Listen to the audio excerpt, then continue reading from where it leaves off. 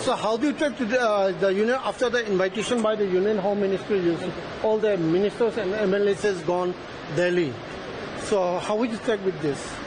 If we think for the solution, it is good. But oppositions are not invited, so we don't have any comment. No, but the question is that you see, for such thing you see, even the leaving out of the opposition party, how do you look into it? How do you feel?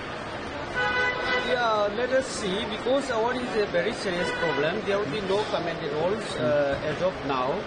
And it is very good, as I repeat, that if the outcome is very good and positive for the entire people of Manipur, then it will be welcome.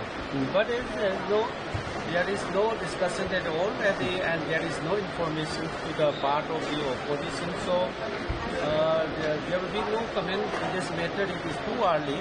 That is, after the meeting, we can understand what to do and what will be the comment from the side. Yes. Apart from the elected members, don't you think it's a high time to include all the stakeholders of every community to be part of the discussion, so that for an overall final measures could be taken on? Definitely, that is very good, because it is in a democratic state countries, so that is the participation from the opposition is also highly required, because the magnitude of the present unprecedented turmoil situation, it will require from all sections of the people and from all these sections of the political parties.